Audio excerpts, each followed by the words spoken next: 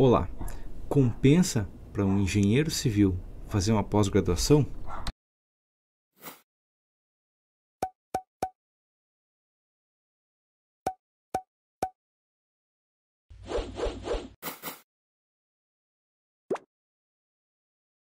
Muitas pessoas chegam para mim e perguntam: Gilberto, fazer pós-graduação, você recomenda fazer um pós, um mestrado, um doutorado?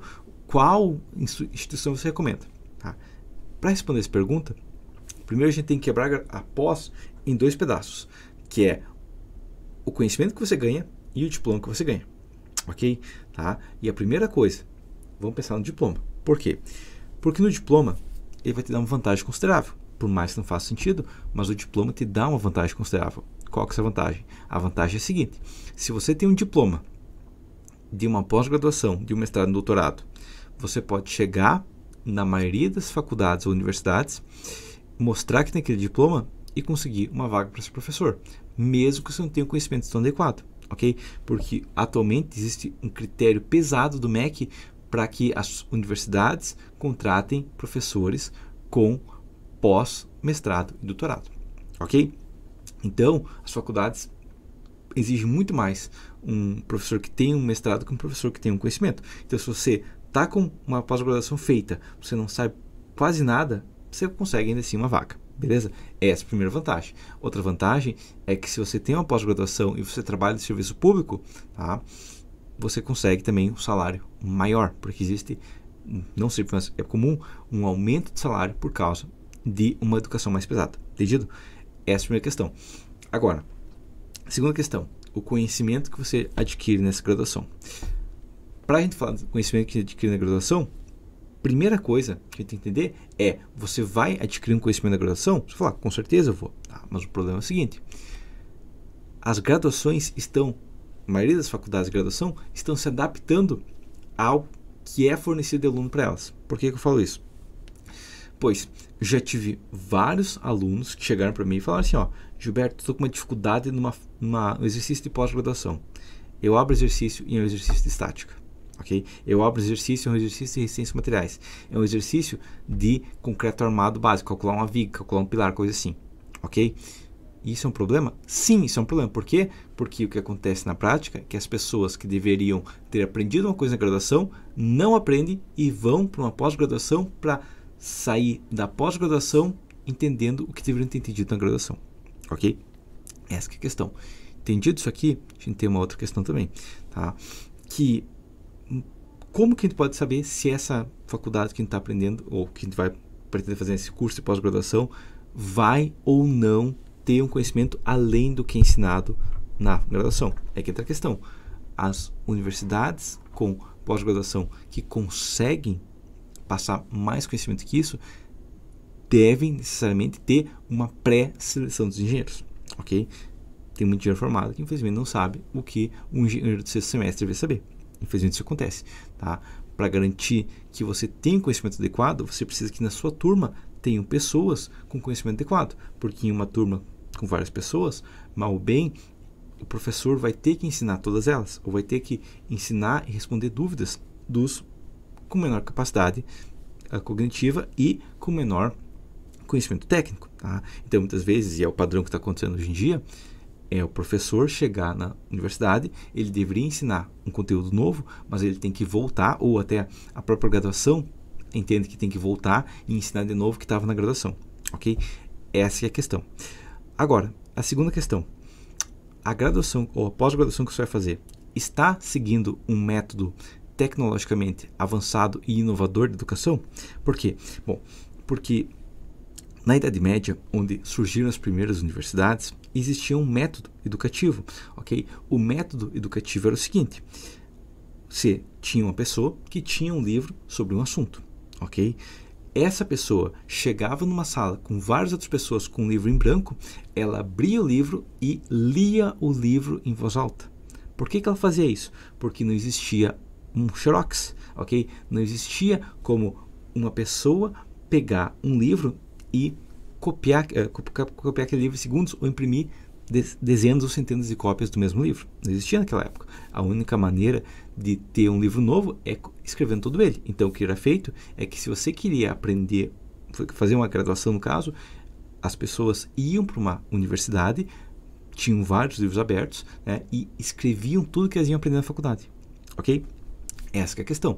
Quando o Gutenberg inventou a prensa, foi desenvolvido um método mais avançado de ensino, que é o quê?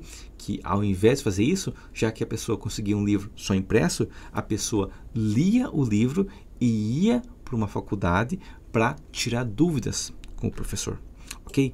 Esse método educacional só surgiu no século XVII, então ele não foi adaptado ainda em muitas universidades brasileiras, né? Não é um método tão recente, muito recente ainda, né? Então não foi adaptado em muitas universidades brasileiras, e o que acontece é que ainda hoje um professor chega para os alunos que nunca leu o livro, não tem nem ideia do que está o assunto lá, não tem nem ideia do que eles têm dúvida, e ele dá uma resumida do livro. Ok? E os alunos saem sabendo só uma resumida do livro. Ok? Se você vai analisar uma universidade de primeiro mundo, já aconteceu essa renovação. Já acontece do professor, quando você se matricula numa matéria, você pegar aquele livro e aprender aquele livro e chegar já com o livro lido, quando você assistir a primeira aula. Ok? Isso que deve acontecer na prática. Não é isso que acontece. O que acontece na prática, a pessoa chega e não sabe nem o nome do livro. Ok? Essa que é a questão. Entendido essa questão? Então, se você vai estudar na faculdade, onde o objetivo do professor, ou no curso de pós-graduação, mas onde o objetivo do professor é chegar lá e te explicar um resumo do livro, compensaria muito mais você ler o livro, ok? Essa que é a questão. Agora, imaginando que você já tem uma universidade que tem uma pré-qualificação e que já tem um professor que ensina já com esse método inovador aí, desenvolvido só no século XVII. O que vai acontecer é o seguinte: para compensar essa graduação, você tem que analisar se os professores compensam. Por que eu falo isso? Porque o que acontece na prática, o que vale na prática, é a qualidade do professor. Ok? Uma universidade, uma pós-graduação e tudo mais, ela é só um local que te vende acesso a um professor. Ok? Ah, mas não, é isso. Ela te vende um diploma e acesso ao professor. Diploma a gente já tinha lhe dado, então o que importa agora para a parte da educação é acesso a um professor. Ok? A questão é, nesse valor que você está pagando pela universidade, compensa o acesso ao professor? Quer dizer, claro, compensa, eu estou aprendendo. Ok? Mas é possível você ter acesso a professores mais baratos. Por que eu digo isso? Porque em uma universidade você paga pelo salário do professor, pelo salário da diretoria, pelo salário da administração, pelo salário da manutenção, tá? Pela manutenção do prédio em si, pelo aluguel do prédio em si, ou pelo custo de oportunidade do prédio em si, e pelo seu deslocamento até a universidade.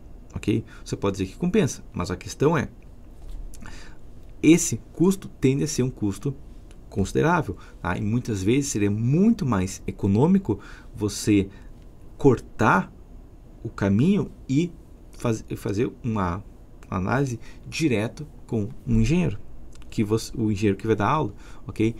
Essa é a primeira questão. Agora, a segunda questão: você sabe quem são os professores? Muitas pós-graduação nem falam quem são os professores, ok?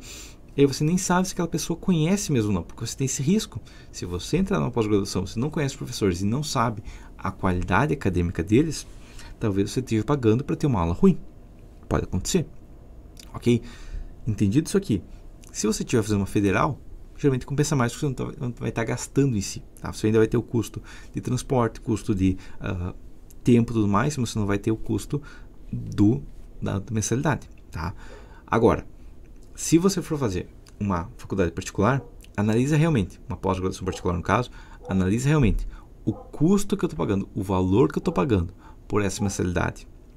Eu não poderia fazer aulas só com outro professor, escolher o que você pode. No caso, eu preciso de um assunto específico, eu preciso estudar esse assunto específico. Você pode entrar em contato com um engenheiro especialista naquilo e tirar dúvidas sobre aquela situação, ok? E muitas vezes esse sistema é mais econômico, tá? Tanto que é o sistema que eu uso para aprendizado, ok? Outra questão que a gente tem que analisar é a questão do networking, porque muitos falam, faz a pós-graduação para networking, para conhecer outros engenheiros, ok? Conhecendo outros engenheiros, você pode conseguir outras oportunidades, correto? Correto.